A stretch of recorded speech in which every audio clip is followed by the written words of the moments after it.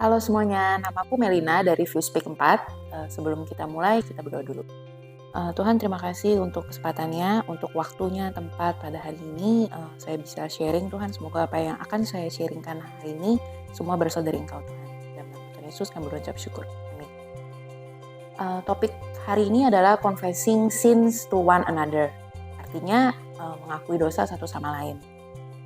Kalau dengar kata confess saja, mungkin kita udah merasa tegang nih. Rasanya nggak nyaman, takut dihakimi, atau mungkin bertanya-tanya, buat apa sih cerita tentang dosa kita ke orang lain gitu. Nah, tapi hari ini aku pengen ngajak kalian semua untuk melihat dari kacamata yang berbeda nih. Kalau confessing itu bukan soal malu atau penghakiman, tapi confessing itu sebuah proses healing, growth, and transformation. Secara pribadi ataupun sebagai komunitas. Nah, pertanyaannya, why do we have to confess sins to one another? Bukannya cukup Tuhan aja nih yang tahu.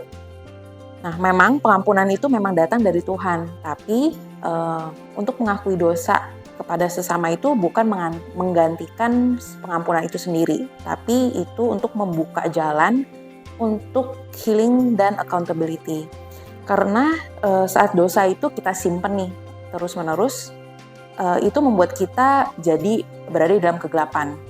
Jadi itu membuat kita terisolasi dari terang, dan itu mengisolasi diri kita dari Tuhan maupun dengan orang lain atau komunitas.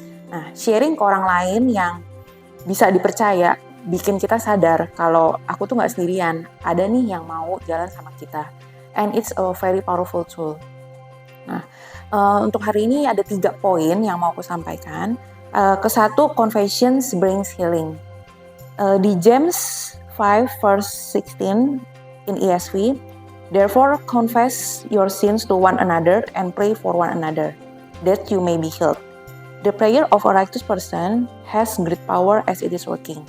Nah, ayat ini simple tapi powerful banget nih. Ini bukan ajakan buat kita buka aib di depan umum, tapi ini lebih ke life in honesty and humility. Artinya dari ayat ini kita bisa belajar untuk bilang kalau aku tuh butuh pertolongan loh. Aku itu jatuh dan aku pengen balik lagi nih ke jalannya Tuhan, ke jalan yang lebih terang. Nah, confessing itu kalau misalnya kita udah bisa ngomong kayak tadi gitu, itu berarti confessing itu secara langsung udah bikin kita merasa lega dan lebih bisa membuat kita pulih gitu. Nah, di zaman sekarang kan kita sering nih banyak yang bilang, oh gue lagi butuh healing nih karena lagi stres dan sebagainya. Nah, setelah kita lega karena kita udah mengakui dosa, itu secara langsung kita bisa ada proses pemulihan juga nih, proses healing dalam diri kita. Nah, kalau misalnya kita simpan terus nih dosa, mungkin dosanya sebenarnya kecil-kecil aja ya, cuman makin lama itu menjauhkan kita dari Tuhan. Gitu. Nah, mungkin secara dari penampilan luar kita bisa beraktivitas seperti biasa nih, kita masih bisa ke gereja, kita bisa pelayanan, kita bisa berkomunikasi dengan orang lain, kita bisa senyum-senyum, happy-happy. Cuman sebenarnya di dalam hati kita, kalau kita menumpuk dosa itu di dalam hati kita, tetap akan ada jarak yang semakin berjalannya waktu nanti semakin berjarak nih antara kita sama Tuhan. Nah, itu di poin pertama. Nah, lalu untuk nextnya di poin kedua, yaitu confession fosters communal growth. Artinya mengaku dosa bisa membuat kita secara komunitas akan bertumbuh. Di dalam Efesus 4 ayat 25, di dalam NIV, therefore each of you must put off falsehood and speak truthfully to your neighbor, for we are all members of one body. Jadi yang di poin pertama tadi itu adalah confess itu adalah soal pemulihan healing secara pribadi. Nah, di poin kedua ini, confession itu juga bisa membuat kita bertumbuh secara komunitas. Nah, kenapa? Karena komunitas yang sehat itu bukan komunitas yang perfect. Artinya komunitas itu adalah terdiri dari orang-orang yang mau jujur, yang mau saling terbuka, dan yang paling penting adalah saling mendoakan. Nah, komunitas seperti ini nih yang bisa membuat jadi kita memiliki safe place atau tempat yang aman buat kita bisa bercerita. Jadi komunitas ini bisa bukan untuk sebagai tempat kita hiding, tapi sebagai tempat kita healing dan juga bertumbuh, bukan saling bersaing atau saling menghakimi satu sama lain. Nah, saat kita saling mengakui dosa satu sama lain di dalam komunitas yang sehat dan kita merasa aman ini, kita bisa jadi saling menguatkan. Jadi confession itu melepas topeng-topeng kita. Jadi kalau misalnya kita punya kelemahan, biasanya kan kita mau menutup topeng itu dan kita mau terlihat bagus nih di antara teman-teman komunitas lainnya. Nah, tapi justru yang diharapkan itu adalah kita bisa melepas topeng kita dan bisa saling jujur satu sama lain di dalam sebuah komunitas.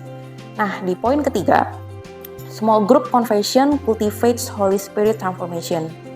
Masih berhubungan dengan yang poin kedua, di poin ketiga ini ditekankan bahwa kita tidak perlu confess di dalam satu grup yang komunitasnya itu harus dalam jumlah berbelas-belas orang kah, berpuluh-puluh orang kah, tapi tidak. Tapi kita bisa confess mulai dari small group, entah itu seperti komsel, mentorship, atau bahkan circle pertemanan kita yang cuma terdiri dari 2 orang, 3 orang, atau kalau misalnya kita memang lebih nyaman ya di one on one, ya it's very okay gitu, karena di ruang sekecil apapun itu kita bisa berkomunikasi, berkonfes dengan satu sama lain, Roh Kudus tetap bisa akan membuka hati kita gitu. Di dalam Proverbs 28 verse 13 in NIV, whoever conceals their sins does not prosper, but the one who confess and renounce them finds mercy. Jadi saat kita confess dosa, bukan cuman hubungan kita secara horizontal atau secara sesama nih yang menjadi lebih baik, tapi juga hubungan kita secara vertikal dengan Tuhan dan Roh Kudus. Saat kita confess, nanti Roh Kudus akan perlahan membuka hati kita untuk jadi berubah karakternya dalam hal yang lebih baik tentunya. Jadi confession itu bukan cuman di poin pertama tadi yang aku merasa lega udah bisa terbuka, jadi stop di sana, tapi enggak, karena confession itu malah menjadi titik awal bagi kita untuk terus bertransformasi secara karakter kita jadi lebih baik, kita lebih cheerful, kita bisa lebih terbuka. Dan which is itu bisa mentransformasi hidup kita lebih baik di jangka yang lebih panjang lagi. Jadi confession itu bukanlah sebuah titik jangka pendek saja nih. Jadi bisa berguna untuk di masa yang akan datang. Setelah 3 poin tadi, confession brings healing, brings communal growth and transformation. Nah, sekarang pertanyaannya adalah gimana caranya mengaplikasikannya di kehidupan kita sehari-hari. Yang pertama, as we always know, we have to pray first, doa dulu, tanya Tuhan, apa aja nih yang harus kita reveal dan siapa orang yang tepat. Yang kedua, cari orang yang memang kita berasa aman dan nyaman, dan yang paling penting adalah sudah secara rohani sudah dewasa. Gak harus semua orang tuh kita kasih tahu, kalau misalnya memang kita mau sama satu orang aja yang kita merasa kita aman dan nyaman, ya it's very okay. Yang ketiga, jujur, tapi kalau misalnya memang gak mau terlalu detail untuk kasih tahu, ceritain secara struktural ya is okay. Tapi yang penting cukup jelas dan humble. Artinya kita mau secara terbuka nih kasih tahu ke orangnya dan siap dengan respon orang tersebut. Karena kan semua orang memang punya persepsi masing-masing. Nah, dan yang keempat, gimana kalau misalnya ada orang lain yang confess their sins kepada kita nih. Jangan kaget ataupun jangan terlalu percaya diri, jadi kita malah sok nasehatin secara panjang lebar. Kadang orang yang mau menceritakan itu ke kita, mereka tuh hanya butuh didengarkan dan dikasihi tentunya. Jadi seperti yang di poin pertama tadi bilang, kalau misalnya mereka kadang mau confess ke kita itu, sebenarnya mungkin dia sudah confess her sins or his sins to God, tapi dia masih mau ceritain ke kita, itu berarti dia memang mau ada proses healing atau proses kelegaan di dalam hati dia. Jadi beberapa orang mungkin memang mau hanya didengarkan, dikasihi, tapi yang paling penting adalah kita harus saling mendoakan. Jadi ajak doa bareng. Jadi don't be overact and be a good listener. Nah, yang terakhir di Romans 8 verse 1 in ESV, therefore there is now no condemnation for those who are in Christ Jesus. Jadi sekali lagi confessions itu bukan jalan ke penghukuman.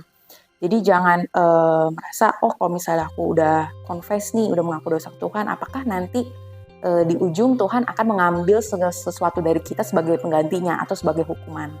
That's not it, itu bukan itu. Jadi kita memang confess memang karena kita mau the freedom. Kita mau freedom and it's not guilt. Kan kita gak mau sehari-hari kita menjalani rutinitas kita dengan rasa bersalah gitu.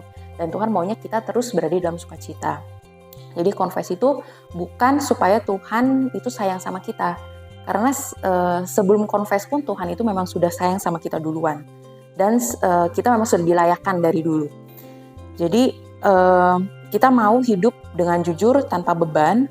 So maybe kalau misalnya hari ini di antara kalian yang lagi simpan sesuatu, mungkin udah dari dulu sampai sekarang, yang udah terlalu lama dibawa dengan sendiri, maybe this is time for you to stop hiding.